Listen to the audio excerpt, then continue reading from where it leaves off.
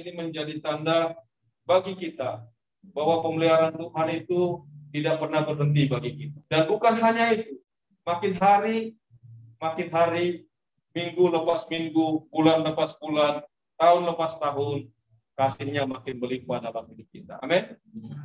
Mari kita letakkan hati kita untuk terus bersandar kepada kebenaran firman Tuhan. Pagi ini kita merenungkan firman Tuhan dari 1 Petrus pasal yang pertama. Kita membaca dari ayatnya yang ke-13 sampai ayat yang ke-25. Tetapi firman Tuhan tetap untuk selama-lamanya. Inilah firman yang disampaikan Injil kepadamu. Demikian firman Tuhan. Berbahagialah kita yang mendengarkan dan melakukan firman Tuhan.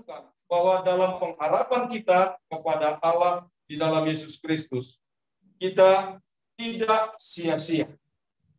Meskipun dalam perjalanan itu kita kadang mengalami jatuh bangun, tetapi kasih karunia Allah terus dicurahkan bagi kita. Karena itu saudara, kebenaran firman Tuhan ini meneguhkan iman kita, agar kita tetap semangat, tetap kuat, dan bahkan memperteguh iman kita ke dalam kebenaran firman-Nya. Dalam ayatnya yang ke-23 dikatakan, karena kamu telah dilahirkan kembali bukan dari benih yang fana, tetapi dari benih yang tidak fana oleh firman Allah. Kita dilahirkan oleh firman Allah. Firman itu adalah Kristus, dan Dia yang menyelamatkan kita. Karena itu Bapak Ibu Saudara yang dikasihi Tuhan, mari kita terus belajar dari kebenaran firman Tuhan ini untuk meneguhkan kita.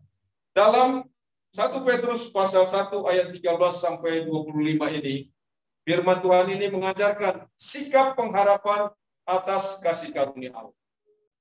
Kasih karunia Allah telah dicurahkan bagi kita. Sekarang bagaimana respon kita?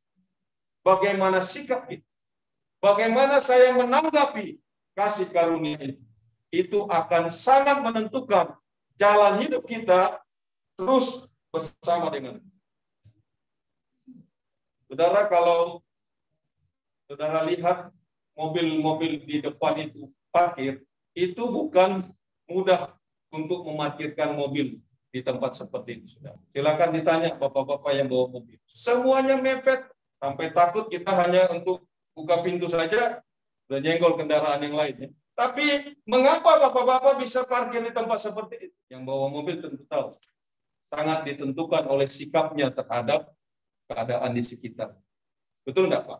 Kalau dia mengemudikan dengan sikap emosi, langsung dia tabrak aja tembok atau dia tabrak aja motor-motor.